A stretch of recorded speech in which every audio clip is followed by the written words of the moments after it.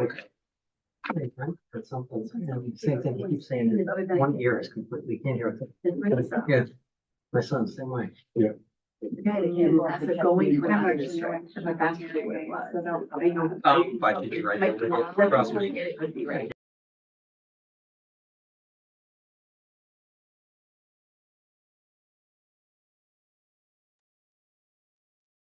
Okay, we're calling the Westerly School Committee into order, 5:31. Roll call, Peter Nero, Lori Whitehall, Tim Killam, Angela Gothals, Christy Walston, and Mike Over.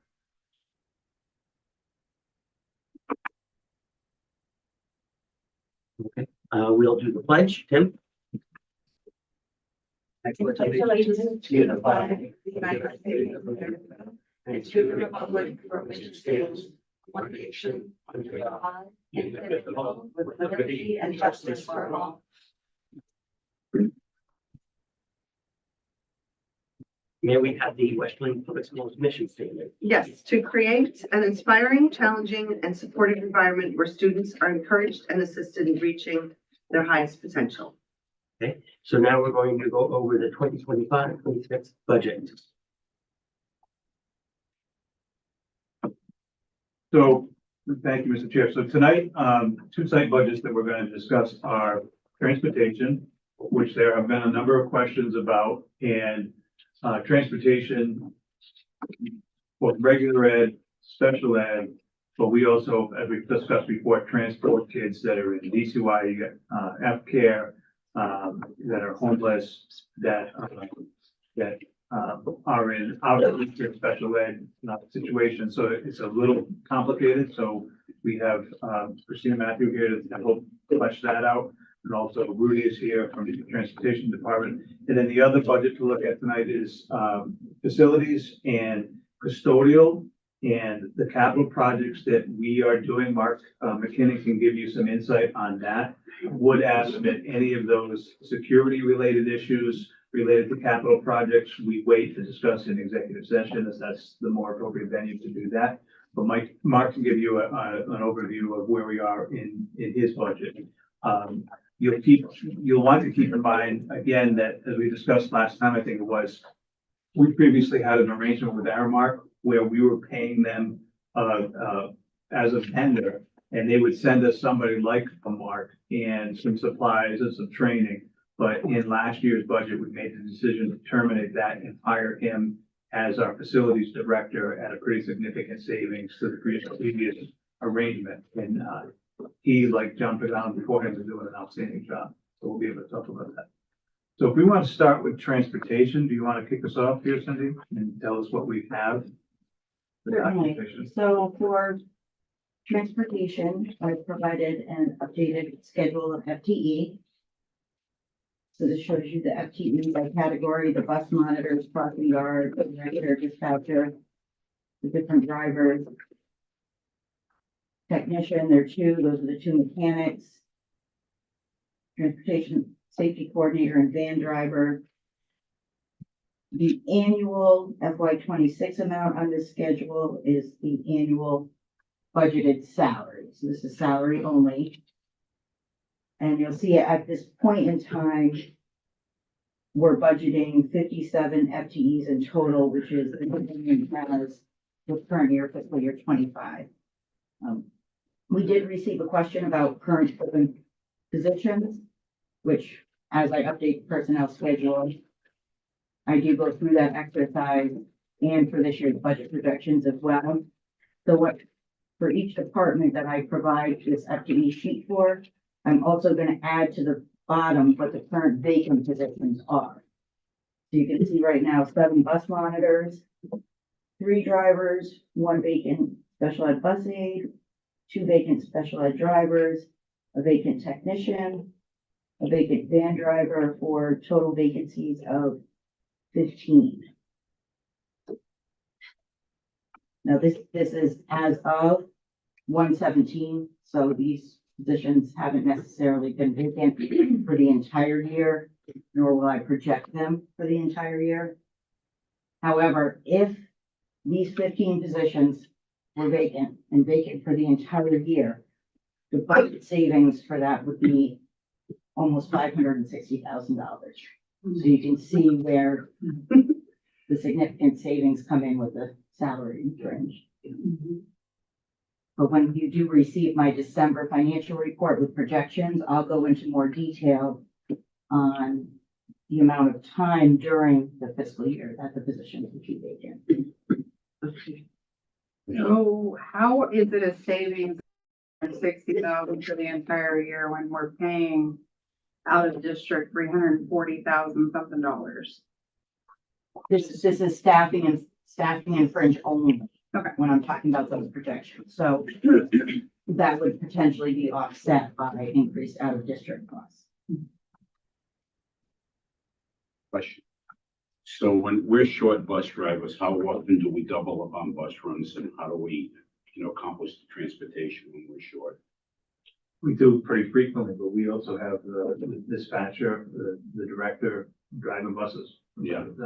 I don't know if there's more you can add to that, Rudy. That's essentially it. We try and streamline runs where we can, but it's pulling off the staff. A lot of complaints by parents on that when kids come in a little bit late. So I don't work specifically in the office anymore, but from what I understand, the runs have been relatively on time and, pretty satisfactory.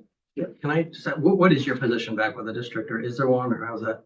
Yeah, so it's I'm the EV, program coordinator at this point. I help on the back end, I backfill Sue's position, the director's position, and I help in dispatch. I was there this afternoon as well. We have a position that's an EV coordinator. We do not. So Rudy's position is part-time, temporary as needed, and the time he can afford to give us, knowing that we do have all of these vacancies. So is it appropriate for us to be discussing the transportation budget without, like, Sue, the transportation director here?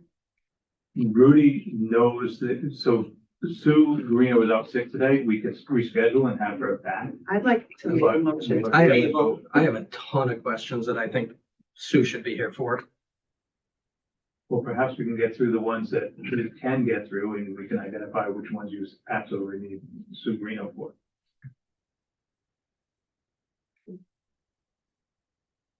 Okay. So did you want to, you made a motion to table? Well, I mean, I would agree with Dr. Garceau, but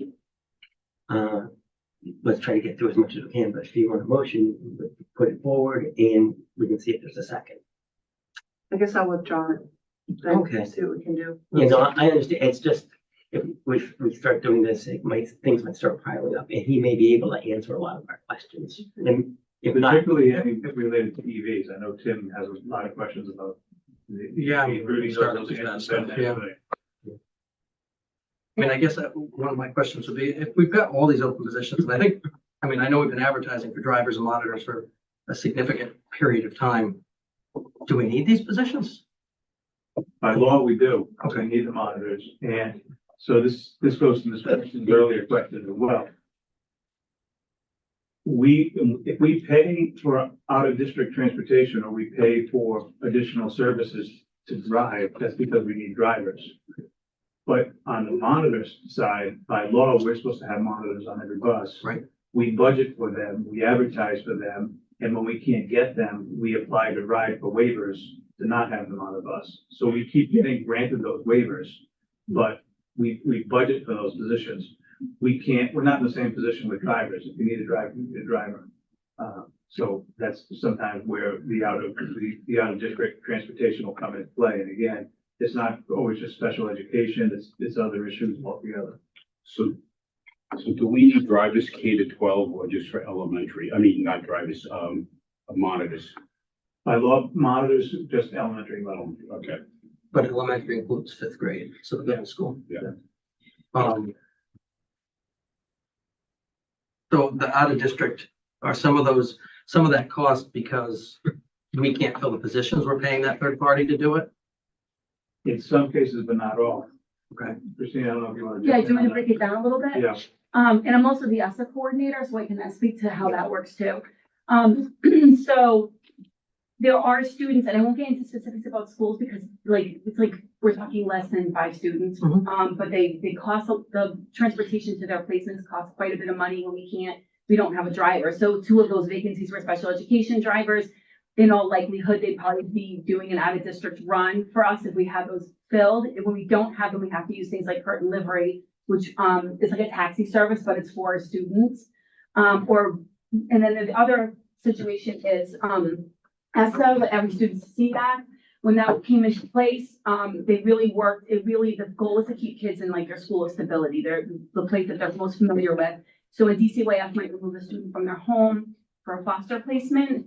They have to make a determination about where the student's gonna attend. They try to keep the student in their school of origin. And then you have to figure out transportation. So you might have a student in Warwick, Providence, like that might be where their foster family is, but they're coming back to Westerly, and we don't, sometimes we have to outsource for that because we don't have enough staff, or we just don't have a bus anywhere near there where it doesn't make sense to try to send a bus or a van out. And so that's like a ride placement. And then under McKinney-Vento, you share the costs with whether the student was yours to begin with, or the student might be like having temporary shelter here, you share the cost with that district. So you can see like the increase in those areas for out-of-district placements. And I think it's a combination of an increase in that and with unfilled drivers, we're having to outsource more. We do have a placement out of state, an out-of-district placement out of state that we have to pay transportation to separately also, which you can see is a larger line item on there. So how many students do we have that are these ride placements through like DCYF that are in all of these outside areas? I don't know how many students we have currently in foster placement. I'd have to go back and look at the numbers and pull it from a portal. Or whatever their situation is, that they're living in Providence or Warwick and coming That to would be, Westerly. it would, if they are living there and attending here, it was either a DCYF foster family, or the family became homeless or unhoused, and so wherever their shelter is, wherever their temporary housing is, we're responsible for half that transportation as well. Whether coming here or they're attending school in the new district, they under the McKinney-Vento Act, we have to pay for half that transportation. Steve oversees McKinney-Vento portion of it, and I oversee the ASSA portion. But like I said, I have to like go into the portal to find out exactly how many kids we have in foster and how many of those kids are out of Westerly. Sometimes it's kinship and they say it's cousins, sometimes it's something different. So I think I'm going back to the November 6th meeting. Is it statewide that's doing all the out of district, or is it somebody else, or how's that working? So it's a combination. If you look at the transportation report I sent today, the last page, you'll see general ed and special ed broken out. So general ed, Rhode Island Department of Elementary and Secondary Education, that's statewide. We do provide mileage reimbursement to some of the families that would otherwise be on statewide or driven by one of our drivers, Curtin Motor Service. Under special ed, you'll see the same ride for statewide. The out-of-district placement transportation is where we're paying that school Okay. to So we're provide paying- the transportation. We're paying ride, not like a bus company? Right, so the statewide transportation is through RIDE. Oh, Yes. We took it over about 12 years ago, 14 years ago. and we have to do it that way? If we cannot provide it in-house. When's the last time we had, I'm sorry, can I jump in? Let me just ask a question. Yeah. When is the last time that we, like put an RFP out to compare costs of subbing out? So that was in 2020. We are due again. We typically do it every years just to, Because then that would Yes. cover all of this, right? however, when you use a transportation company versus in-house, you don't have the option like we do if we have the drivers to drive a van for some of those out of district. You'd be using statewide more versus in-house for those out of district runs. Yeah. But that's something we definitely need to How many review companies again. out there? There's First Student, Babcock. Ocean State, there's a lot, right? They decreased over time, and I think some of them have combined, haven't they? I think they've become almost like a conglomerate at this point. Yeah. They had a very rough start to the school year. I know that my colleagues around the state, they had struggled immensely with statewide transportation in terms of drop-offs and pickups. I was relieved that I didn't have that many kids on statewide in the beginning of the school year because it They're was terrible. really bad. Really, I didn't describe it. I had them where I was and they were terrible. Yeah, I mean, it's always, obviously, they're gonna continue to look at it each year and do their due diligence, but, especially down here, they were not picking kids up from school. It was a huge problem at the beginning of the school year this year. Even now, the wait time, like, let's say if I send a student out of district, the IEP decided to change placement, I usually can call Rudy's office and say, I have a student who needs to go up to this school, and they say, we have a run going up already, and that student can start in 3 days. Statewide, it's like, you have to go through a whole process, you have to wait for them to get back to you to give you a run, so it prolongs that time period, which is not great for families or kids when you're in that kind of, more crisis situation, but, that was my only comment from that perspective, obviously, as a special ed director, I'm not sure the other perspective. So it sounds like regulations are the problem. I would call it like an impact on it, right? Like it's some things are out of our control, some things are. So we do the best we can with things that are in our control. But the inability to attract candidates as drivers or monitors is definitely part of the problem as well. Yeah. People that will come here and work, again, can go to Connecticut and work, sometimes for better money. So the monitor position is not a position that people are clamoring to get. It's not a fun job by any means. And we struggle to get drivers. But, as Ms. Whitehall asked us last time we went out to RFP, it may be something that the committee wants to consider doing again. Because from time to time, you just have to check to see if it still makes sense to do things in-house.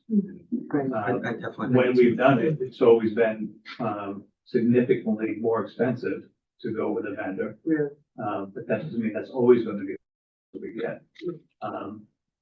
So it's something that the committee may want to consider.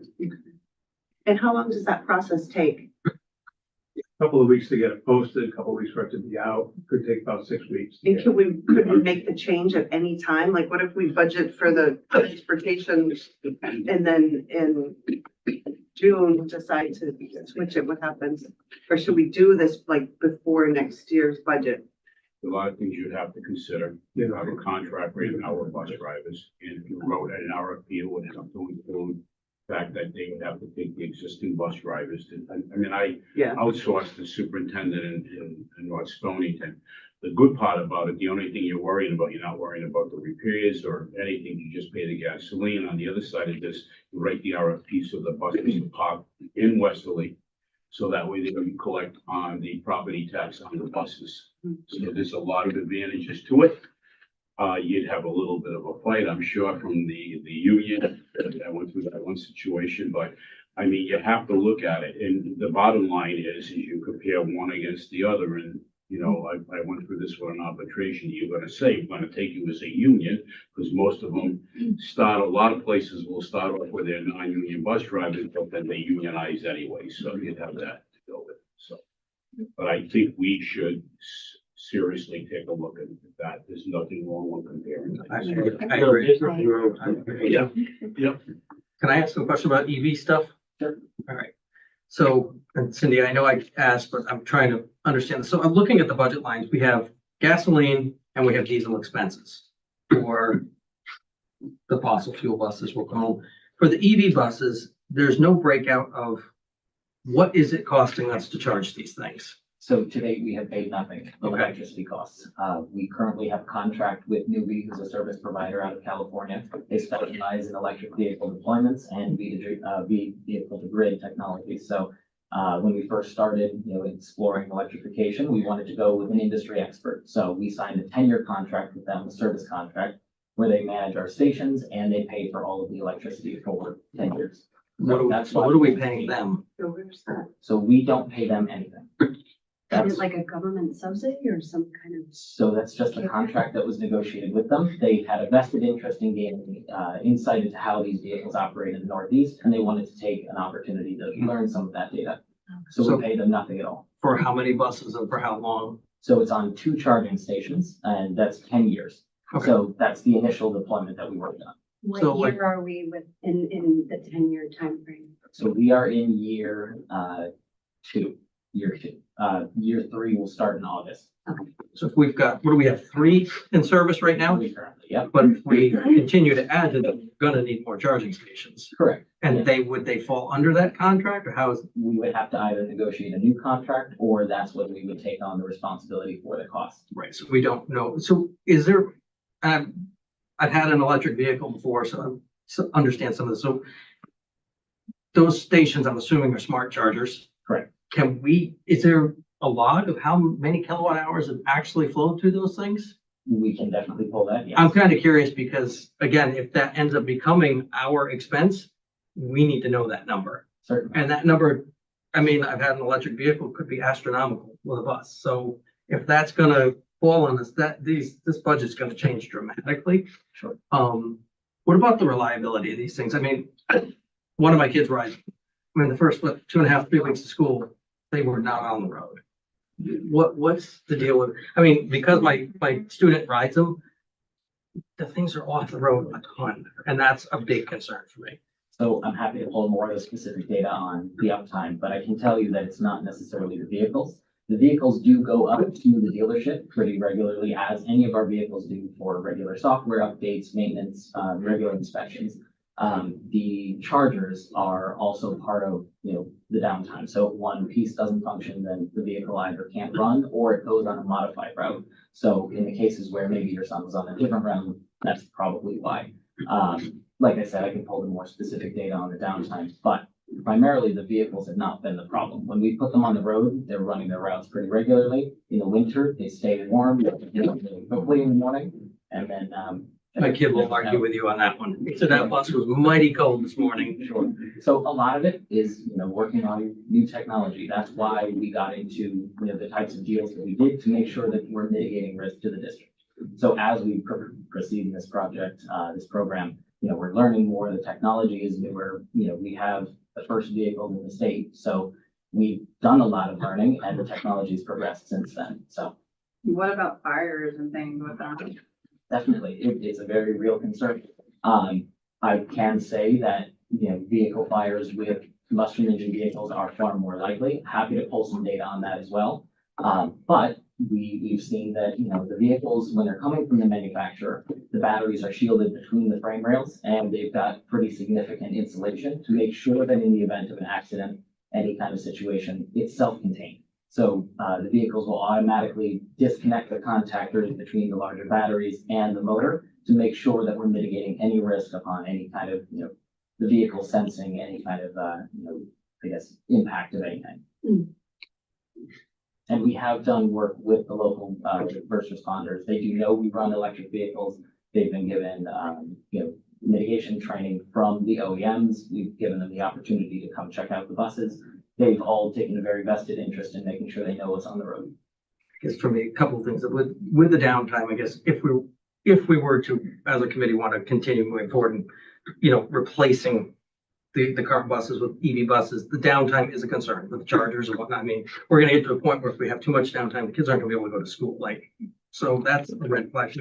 Now, dating myself to going back old school, we used to, and I was actually talking about it with my business partner today, was we used to actually have bus drills, like fire drills, and lockdown drills. We have bus drills. We don't do that, do we? Like as far as evacuation? We do, okay. Absolutely. All right. And is there a different protocol for the EVs or anything? No, that's what makes it very, very safe and consistent for the kids. It's the same exact protocols across the board. You Okay. evacuate the vehicle and you get away from it. It's interesting. I shared an article with a couple of folks. There was a EV bus fire up in Canada last week before. Sure. But what I actually found interesting about it was the fire started up there. They're not utilizing the electric vehicle to heat the buses. They're too cold. The fire started in the diesel heater on the bus, which is kind of interesting to read the article and learn about it. Right. Okay. Can I ask a few Go ahead. questions? Okay. Can you remind me what the increase for the 808 contracted employees' salary increases this year?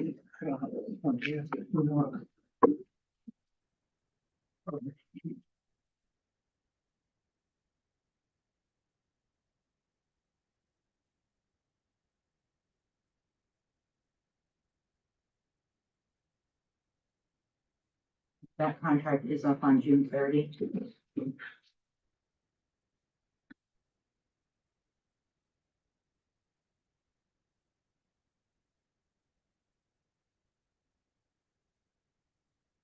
It's up on June 30th, so we'll be negotiating a That's the only teacher. successor contract. That's the plan. And find the contract, so. Sorry, I could have looked it up. I just. Reasonable question. Getting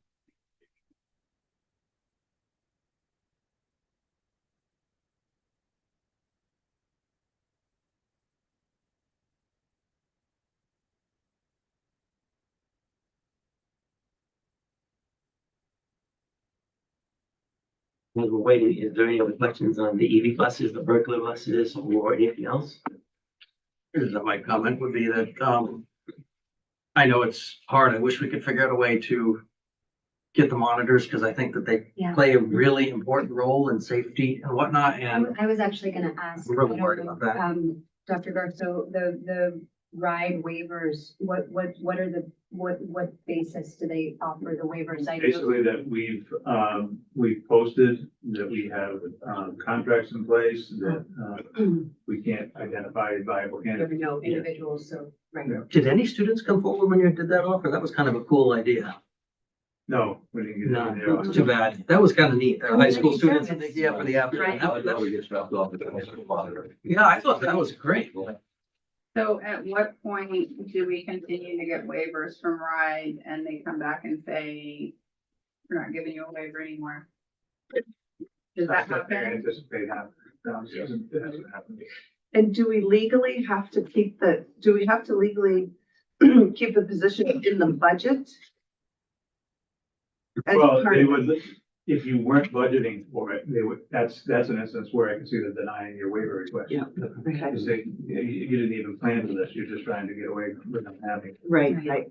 What, can I ask, what is the salary offer for a monitor? I saw aides, but This way, yeah. Do you think, can I ask you a question about the EVs? Monitors, right, I'm sorry. Go No, ahead. just real quick, do you think that the, change of the federal government and things that he's talking about, the new president's talking about, eliminating subsidies and things like that, would that trickle down and affect, local, like state? It's a very, Grants and- it's a very real concern, and like we've said in the past from the beginning of this project, we're only going to suggest electric vehicle replacement if the grants are in place to make it, financially. But you have a contract now, so no matter what happens with the feds, you have a contract. Correct. That's But, exactly. but we are looking to add this year. Yes, Well, we're so- gonna talk about the capital. Yeah, Yeah. exactly. And most of our funding has come from the state, from DEM, so Yeah. we haven't been pulling much Okay. from federal funding yet. Thank So you. back to the compensation for monitors. Yeah. For this school year, 24-25, it's $16 an hour. Effective 7/1, it goes up to $16.52. Effective 7/1/26, it goes up to $17.10. So what is the state minimum wage right now? 15. 15? Okay. And, and that's for the monitors, so similar increases. So they're pretty small, and I'm gonna ask this with every single site budget that we go over again, and I'm looking at just positions and percentages, not the people associated with them. But again, I see, as I have in years past, that the non-union positions are looking at 9.5% increases, and I'm wondering if you could explain that for the director and the dispatcher were the two highest in this. If all the 808s are getting these minimal increases, how do we justify 9.5%, Is that what you have in 9.5%? 9.4. For the director of transportation.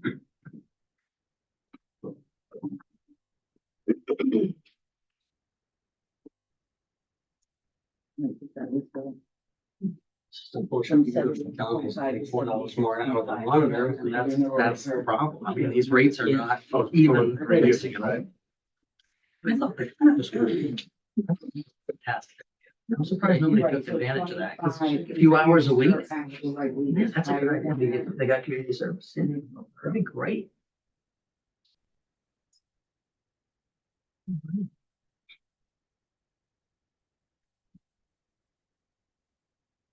What was the number for AIDS, Dr. Hudson?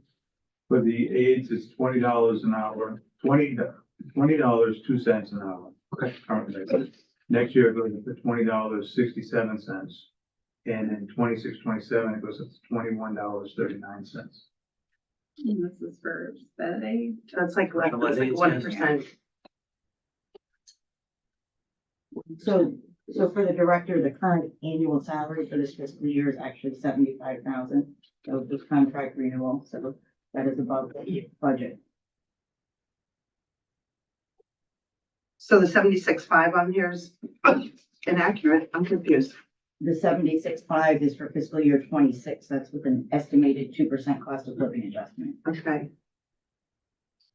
What I'm saying is that the current annual salary is higher than the budgeted salary. But this is a budget document. For the fiscal year 25 amount in there, the actual. So if we did away with that, would that, for the RFP, would that be, would you still have a director if you went with, I guess, like, oh, that thing would be It good. depends on how you write the RFP. Okay. You can write the RFP with the director, and with them directing, okay? So, I mean, obviously, you might want to do it 2 or 3 different ways, okay? So, I worked in a district that outsourced and they had a director to mitigate all the problems, so it didn't fall on the principals and Right. staff when we're worried about the kids. Yeah. And the day-to-day operations. the good part is that you're not worrying about going out and hunting for bus drivers. And when something breaks, you say, I don't care, fix it. And on cold days like today, I would call them and say, can you be there at 4 o'clock and make sure all the buses are running and warm for the kids in the morning? So it doesn't fall on someone that you deal with every single day. Yeah. Yeah, Yeah. right. Yeah. So, so that doesn't make sense to me, but I guess does it make sense to everybody? So So. this so is the our fiscal budgeted year- amount, but actual is higher? Correct, because at the time of the budget, that was the budgeted salary. However, then the contract was up and negotiated after that. But she has a contract Yes. Yes. separate, just her own. Yes. Okay, that I wasn't aware of. Yes, she has an administrator contract. Every administrator should have a contract. And then on the budget draft, just a couple of questions. What are the storage units for at the various locations? Tires, extra parts and equipment for the vehicles. The garage space can't house the vehicles. So there's like one storage unit at the transportation Correct. department, not at all. Okay, gotcha. Yep. And then how about the uniforms? Who wears uniforms? That's our garage techs. They have Oh, okay. their uniforms serviced and cleaned. Okay. Maybe just one more. The outside vendor parts and supplies was just such a big number. I'm wondering if you could talk a little bit about what type of stuff falls in there. I mean, all of the maintenance and equipment that we buy for the vehicles, doing regular upkeep. We source from a number of different suppliers. Primarily, we source from the actual OEM, the dealer. They'll come down and drive, bring us the parts and everything. Okay. It's kind of like taking your car to the dealership, basically. That's exactly it, yeah. And then I don't know if you can answer, it might be a state issue, but the registrations seem to jump a lot this year. What's the reason behind that? That's just normal increases that's set by the state. We don't have any say in that, and Right. again, inspected twice a year, so. Yeah, it just seemed to jump a lot more than the previous years, but, okay. Thanks. So, also, are we, with the electric buses, is all the maintenance included in that contract currently? So we still do the regular preventative maintenance on the vehicles, but at this point, with the moving parts, we don't anticipate, and the vehicles aren't at the age where they need any major work. They're also covered under warranty. So any parts and service, things that we can't handle in-house, that we can bill back to the dealership, we send the vehicle up there to work on it. So we're, like with the gasoline and diesel buses, we have kind of a cutoff or on what we actually do versus subbing out the repairs. It depends exactly what the job is. We'll try and do most of the maintenance in-house. We have only one tech and we've only had one for about 2 years. So a lot of the larger jobs, we do try and outsource so that our tech can prioritize regular maintenance and breakdowns in the event that it happens. So are we looking to add a second technician? Is that, or is that why that we have one FTE open? Correct. Yes, there should be an open position for second tech. But full picture now, we're under 16% on this site budget as a whole compared to last year's. Yes. Okay. An increase of $91,136. So just for new members as well. We did not utilize these reports last year. We changed the budget process, but we've gone back to what we did for fiscal year 24. So for each department and or school, you'll receive an FTE report. You'll receive a site budget draft for the new year, and this is where you'll see the descriptions for all the expenditures. And then the third report you'll receive is a historical report. So it's going to show you the proposed budget to the far right, the current year revised budget, the current year year-to-date actuals, and then full year actuals for the prior 3 years. So on transportation, if you look at page 3, you'll see right in the middle, the accounts for 56207 vehicle maintenance supplies. So this was the question that came up, what's in that 135,000? So when you see that in the site budget, you can then go to this report and say, well, historically, what have we spent in that line? Yes. And that is. Yep, I did that. Yeah. Yep. A couple of years, I'm catching on. So how long are these EV buses under warranty for? So it's the standard warranty that all of our vehicles have. It depends on the portion of the vehicle body is warranted differently than powertrain, but standard is 3 years. Okay, so we're going into the 3rd year. At what point are these repairs, battery repairs, other things that require a certified mechanic that I assume we don't have? So the battery itself is warranted at 8 years. That's the longest extended. Anything that has to be done with the battery, either replacement or refurbishing, that's all going to be done outside of our district, on the cost of it's Cummins who certifies the batteries. So they'll take care of all of that work if there's anything that comes up before that 8 years. Okay. Do we replace the bus in 8 years? Is that generally what we do? So we are on a 10-year replacement program. So then for the final 2 years, if we had these EVs, we'd be on the hook if the batteries went or something like that. It's the same as if we did the same thing with any of our other vehicles. The nice thing is there's a higher residual value for these electric vehicles more than the combustion engine vehicles. What, do we know what it would cost to replace the power plant in one of those things? Not yet.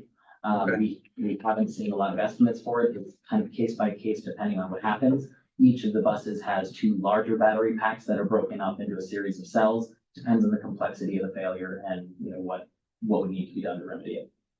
On the regular buses, what is the average age of them?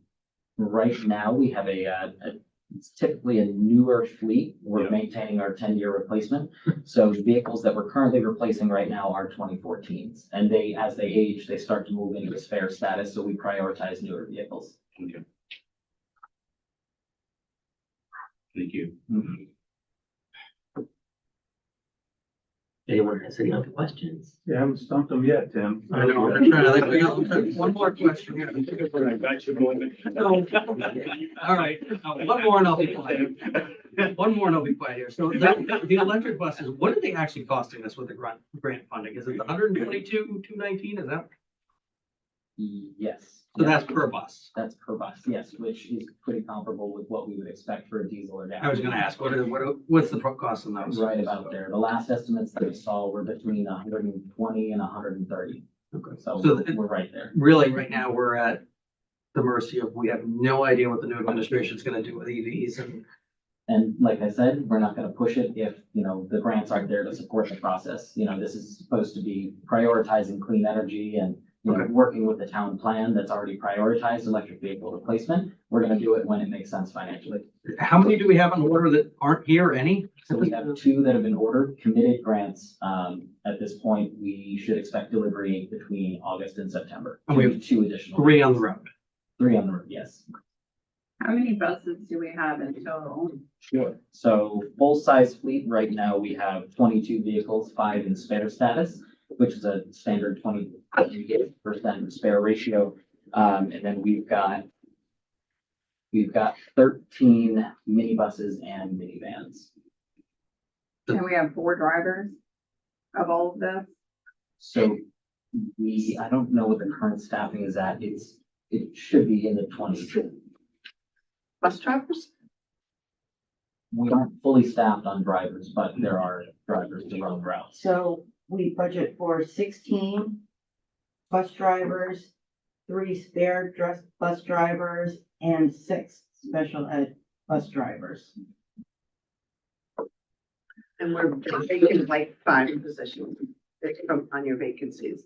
2 special ed. Yes. Yeah. So we're not lacking vehicles here, Mhm. it seems. No, and over the years, the The fleet has decreased. has decreased. It was around 40-ish vehicles, maybe 6-7 years ago. How old is like the special ed buses, like, excuse me, 101? How old is that bus now? I can't remember. Right, sure. Right here, that vehicle is a 2020. So most of the type A's, the special ed vehicles are all newer as well. Bodies on those things are not holding up well at all. They take a bit of a beating here in the Northeast, but it's the same. And we're hoping to get another like 6 years out of that thing. It should be able to get there with regular maintenance. If they need to come off the road earlier and move into a reserve status because of condition, then that's something we can absolutely look at. Surprising how, like I said, just, they don't look that great for being only 4 years old. The Northeast, will do that, yes, yeah. Yeah, and those lifts are hard and nothing like. Okay. Can I go back to the 122,000? I just want to make sure it's Yes. clear on cost. So I assume you're taking that from our current capital balances, the report. Yes, So from our 25 capital, that bus replacement, you'll note it says lease. right. So that $122,000 is the annual lease cost to us after grant funding for 2 electric buses, and that is a 5-year lease. So what is our cost on a gas bus? That's about the 130,000. So this is where we start talking about the residual value of the vehicle, being able to underwrite that to larger capital cost, the fuel savings that we'll experience, we anticipate experiencing, and then the maintenance savings as well. So cost parity, or total cost of ownership over 10 years, we do expect that they're going to cost less. And we expect that we'll be able to sell the vehicles, whether it's the whole body or just the battery packs, between $50,000 and $75,000. So with the 2 charging stations we have, and if we have 5 buses, 2 charging stations is adequate for 5? Or are we gonna need to add when we get these other 2 buses? Correct, we would be adding charging stations as we get buses. Now, And we don't know how much that, or if we're gonna fall into that contract. We have no idea what that's gonna cost at this point. So, no, not exactly yet. We do have rough estimates that it's going, right now, it's gonna cost about $1,200 a month. Now, we run about 10 months and the vehicle, or the gas and diesel buses themselves are running a fuel budget of about 7,500, almost 8,000, depending on the runs that they're doing. So As the vehicles age as well, the ICE vehicles, combustion engine vehicles, we do see high costs for replacing different parts. On our diesel, we've got $10,000 turbo replacements as we get to the end. So again, this is where we look at the total cost of ownership over the 10 years. Yeah, my diesel doesn't make any sense. It just doesn't make any sense. The gas ones I'm not opposed to, but the diesel ones make no sense in my mind. I know, I guess I'm surprised that we would order buses not knowing what a charging station stuff's gonna cost. It seems like we jumped ahead a little bit there. So we know what the capital costs are going to be, and this is where we make sure that we retain grant funds before actually going and making the request to the school.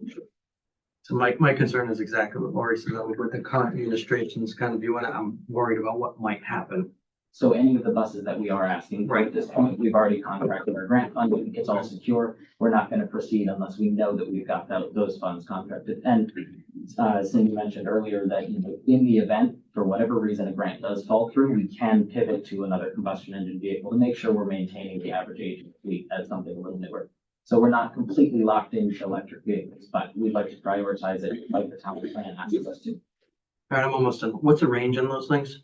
So it depends on the battery pack. The first two vehicles will get about 100 to 120 mile range, depending on the ambient temperature. The newer bus that we've got now has a battery pack that is significantly larger than the first two. It's a 196 kilowatt hour pack. We can go up to about 104, 150, 160 miles on it. Depends, you know, obviously how full the bus is, what the ambient temperature is, but it's more than sufficient to run in-town routes with, you know, ample reserve. Yeah, they're not gonna be useful at all for, say, field trips and out of town and stuff. So we have actually used them on field trips already. We've run How's it them out. done? Sorry, How's it done? very, very well. So as long as they go out with enough charge, the vehicles, we've sent them out to Narragansett, Wakefield, into Groton, New London. Any of our in-town field trips, we try and prioritize the electric vehicle. So they do very, very well. Interesting. Like I said, I had an electric pickup and I drove it on a full charge from Westerly to Mystic to Providence to Mystic, and it was dead. I mean, dead. So I was like, this is a little terrifying. So we make sure that we plan our routes with ample reserve. Yeah. And we're not going to send the vehicle out unless we know it's going to come back. So if this was Jeopardy, would you be the returning champion?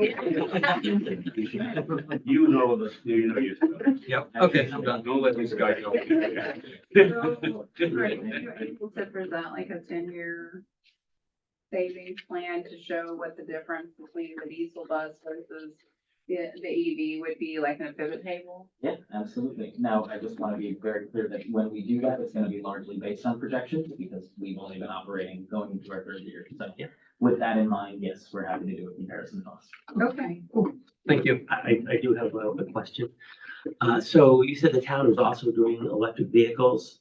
Are they using the same chargers we're using, or they have their own chargers? So I'm not sure specifically what the town is prioritizing for electrification on their fleets. We just know that in the town plan that's been approved by the state, it calls out electric school buses specifically. So that's what we're moving in. So while they could use our chargers, I don't know of any electric vehicles utilized by the town at the moment.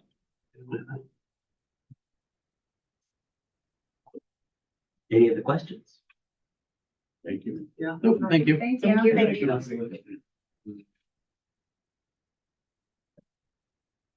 Thanks for letting me go second, Cindy. You know what, it's like, On you, oh, buddy.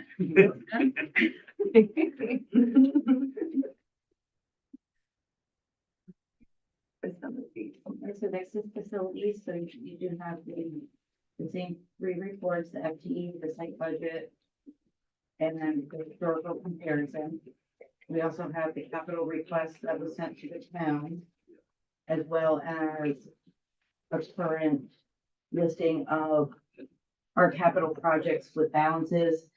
That listing, that is town capital only, so it does not include the school building project, which is a bond, and it does not include the over $600,000 that is in committed maintenance. Just a note on the FTE, there is a change from 28.5 FTE up to 29.5 FTE. That is the increased custodian. We currently do have that position. We reduced the substitute budget for custodians. I believe it's for the FTE. you'll know there, and there are no vacancies. So that was a good start for you, no. I have a question. Go ahead, Tim. Well, first I would say, I mean, I haven't gone through all the buildings this year, but I go to Dunn's because my son's there, and when that school opened this year, I mean, like, wow, it was a really nice shape. That was impressive. So I thought it was great. I mean, you toured it with me. It was great. Well, the inside, I think that site work on the outside. Oh, we're gonna ignore the outside. The inside looks fantastic. It really- I guess I just have the one question, the capital balance question, is the school, high school field reconditioning at budget of 220,000. What is that for? Yeah, okay, I guess that is all right. Does the turf field maintenance fall under any of that? Is it just the 4,500? Okay, so 4,500 once a year, 2 visits per year. 2 visits per year. And Okay. where is that? I didn't Yeah, I couldn't find it. the It's Budget. groundskeeping line. I don't It's know. around- It's the receipt, but yeah, it's in everything. I don't Oh, know, I okay. couldn't find it. All right. Okay. Cool. All right, that was That easy is enough. being maintained. And the 220,000 for field reconditioning, that's, I have to look back to see which year that was approved. I was just curious what that Many was. years ago, prior to the turf field, we did have a capital account that we were able to draw down on. Can we eliminate that from capital one?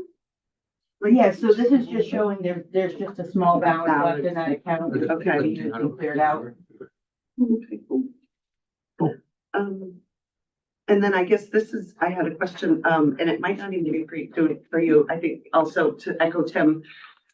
Everything that I've seen and heard, we're doing a great job as well.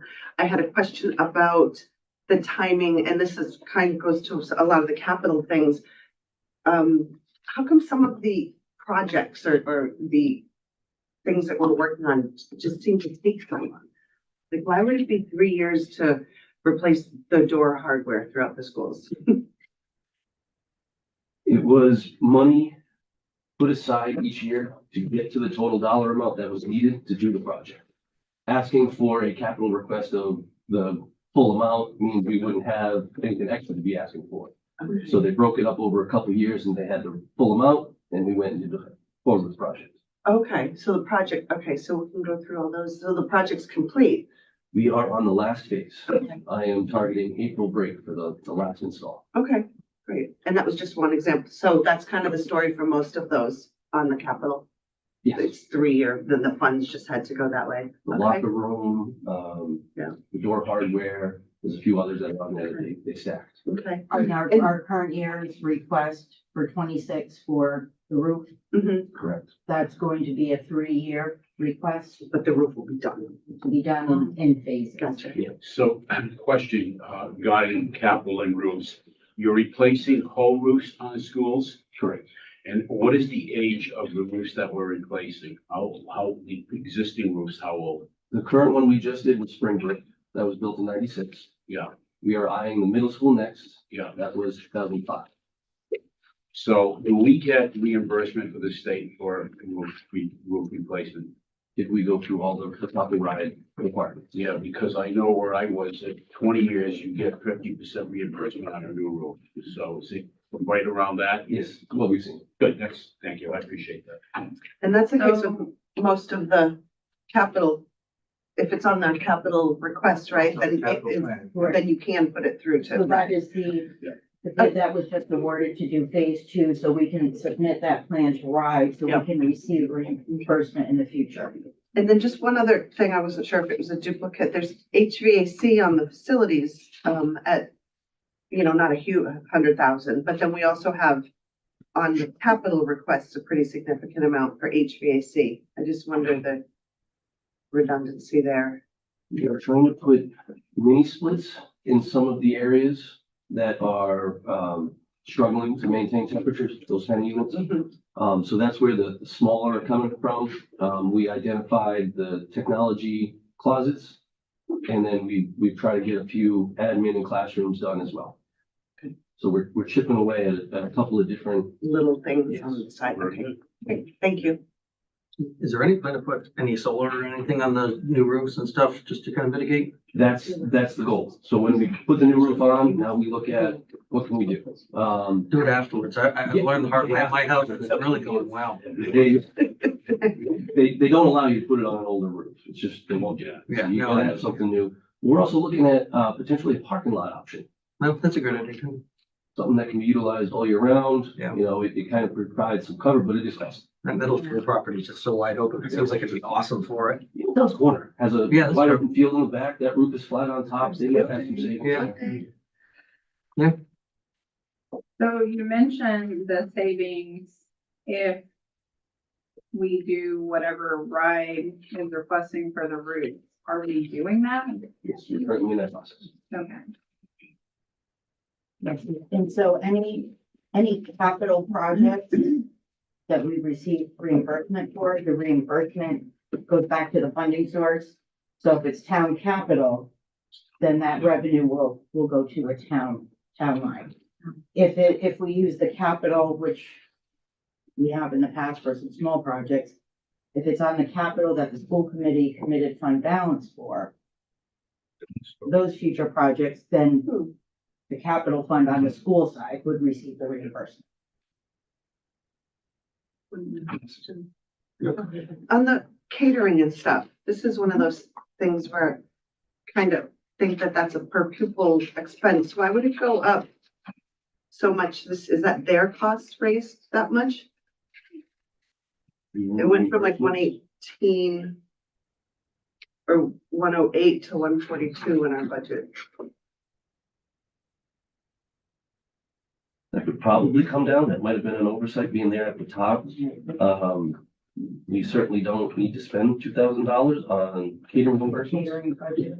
It's typically used when we have over the summer trainings. We'll buy lunch for the staff, bring them in on an off day, that kind of things. So, Yeah, this year's budget is also 2,000. Wait, I'm looking at something different. Where are you guys? Which Okay. report are you on? Facilities? The budget draft? the very first line. Yeah. item. the draft, Oh, right, historical, okay. Catering the food reimbursement. reimbursement. So I'm looking at the historical comparison one, Mhm. and it has all of the catering food reimbursement. Oh, wait, I'm sorry. Never mind. My fault, wrong. Sorry about that. I read it wrong. But, and while we're on that report, I'd like to point out on page 7 of the facilities historical, if you look at the second section under paint, if you look at electricity, you can see we're budgeting for 725. Our current year's budget is 601,000. If you look back at the actuals, in particular, 22, 708,000, 23, 852,000. So we are under the town's umbrella, and they do have an agreement with Amoresco for the solar field. So we are experiencing some of those savings. You'll see 2024 did include some small rebates also from 2023, which is why the 26 budget is higher than those actuals. So this is something we're still working on the details and fine tuning, but if it were not for that Amoresco lease, we would see significant increases in those costs. Yes. But the 412 is to date, so we still have 5 more months to go. Right, and Okay. this does not necessarily include all the accounting for the rebates. That's done on the town side. Couple other things to note where the increases came from. Our pest control contract had went up. It was historically low. It was astronomically low. We'll never get that again. Our yearly spend is gonna be our monthly spend. Yes. It was an independent contract who finally retired, and we're at the mercy of real vendors now. There's also the waste, pickup changed as well. We got rid of waste management, and we are now at the local CWPM, and those monthly costs went up slightly as well. The other significant increase estimated right now with it is in the liability insurance line. For right now, I've budgeted at prior year actuals. Another area that I'll be reviewing as we go through the budget, that's also an allocation with the town. And when you have to when you have to replace a vendor like that, you put an RFP, like you get more than one quote, you take We've had to go out twice to get this one to come back. We've got two for the vendors. disposal? Yeah, for the pest control. Okay, yeah. So like, what about CWPM, as I've kind of done my own personal searching for my home, they are typically the more expensive That's why I asked in that. town. Yeah, They were a little bit. really. Yeah. Maybe it's different commercial than residential. Cause I had written the same thing. That's why I asked that. Yeah, RP was much cheaper. I'll go back and look. I don't know if they submitted or not. Oh, that's true. Maybe they don't want to do commercial. So on the natural gas, that is Direct Energy's the supplier, and then we National Grid Delivery Service, that West We Brookfield. have supply and delivery, yeah. Actually, just lower than what I would have expected.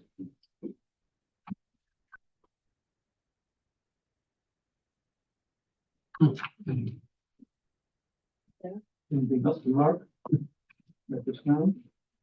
Typically, how long does it take to do these repairs? I know there's one repair that's dragged on for quite some time now.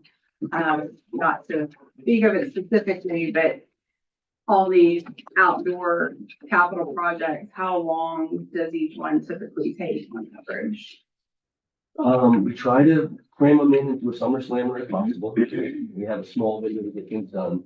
If you fall outside that window, the challenge we have, depending on where the work has to be done. You can't have vendors in school while it's in session. Sometimes you pay premium for second shift work that we don't want to spend. So we'll wait for break weeks or early release days. We find the time within the calendar to try to get this done as cost effective as possible.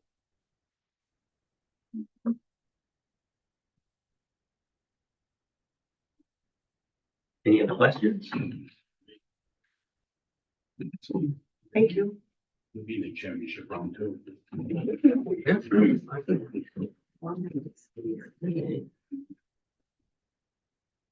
Can we talk calendar? Yeah. Because I think there was a little confusion. We didn't initially have a meeting next Tuesday on the calendar. So we're proposing having one on the 28th. And then as Peter mentioned, there was discussion of having an executive session at least on the 29th. To continue the conversation from our last executive session, right? So are we amenable to both of those? Budget session a week from tonight, an executive session a week from tomorrow. It's like 30.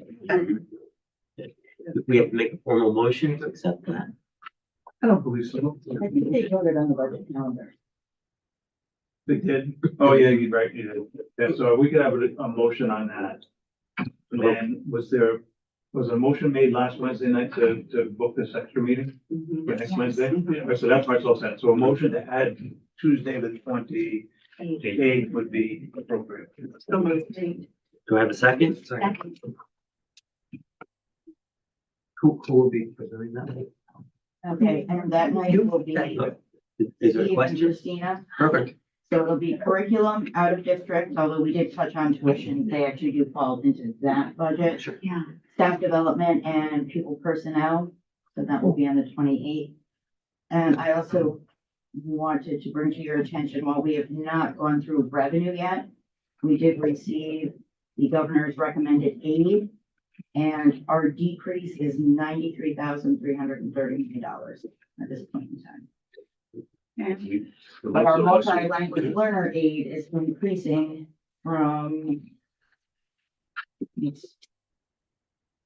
26,000 to 30,000. So that multi-language learner aid, it's included in our formula aid. However, I have to break that number out because it is not part of the general fund budget. We have to account for it in a separate fund for uniform charter accounts. So next, Well, first, let's vote on Yes. the amendment. Yes. Okay, all those in favor? Aye. All those opposed? Amendment passes. There is a really good explanation of the governor's aid at the We could Right, do but that. Leave that section or- I know you guys saw it. We can do it here. So, Sorry, really Pete. good explanation of it. Do we need a motion to do an RFP for just looking at transportation? You need to add that to a regular school committee agenda. Okay, got it, okay. We can put that on for February 5th. Okay. And we can pursue that or not then. Okay. Angela was just asking about next week's executive session. I don't see any reason you couldn't do it here. I mean, it's not. Yeah. All things gonna be executive session. It's the only item. More comfortable anyways. Yeah. That sounds good. So, Space. we're having Steve and Christina talking about out of district next week, is that right? Will that also include, because I noticed in the ride report card, there was an inclusionary pre-K that stated we were at 41,000 per pupil. Would that also be added into that? So I'll be reviewing like my entire budget, which encompasses the inclusionary preschool piece. And then the other option, the other part of it is being reported out. So the preschool budget is typically reported with the High school. high school. But then any special education costs that are related to the high school, it kind of depends on what the, Well, it seems. what it is, what the online, content. It seems like online that RIDE has it broken out and the report cards separately. So I was curious, to ask some questions Yeah. about why it was so much more expensive than the other schools. So yeah, it does come up, we have a budget at the high school too.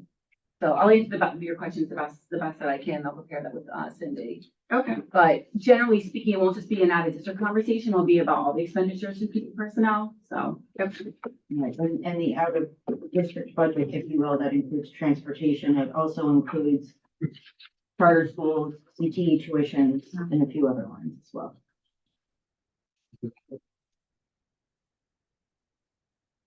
Okay, so I have a question about the capital. I'm sorry to go back to that.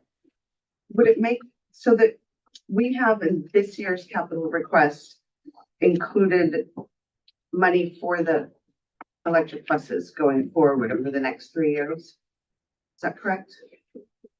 For over a 5-year lease. 5 year, okay. Would it make sense to take that out of our capital budget request until we know if we're going to move forward with them based on the grants? No, I would leave that in, and what we look at every year while we submit the request for the electric buses, and we have made some changes. We do have some leeway, for example, if we did not receive grant funding or Go to combine. something else where we would seek an alternative that would be a 5-year lease costing no more than $120,000 per year. Okay, makes sense. Will Thank that you. come back to us just to review that? Okay, all right. Thank you. I do just want to add, we already have grant funding secured to support the 2026 ask. Oh, this one too. Yes, Okay, yeah. good. Thank you. Good. Okay. Thank you. Okay, good meeting. I think we accomplished a lot. These are the relatively easy budgets. It's when you get into all the educational activities, that list. That's explained to them. Yeah. Well, that's why they close, relative, and it's things we understand the mileage, we understand, repairs and stuff like that, so, but a lot of good questions, a lot of good answers. But on that, we're done, do I have a motion to adjourn? So moved. Do I have a second? Second. All those in favor? Great meeting, Mike. Thank you, guys.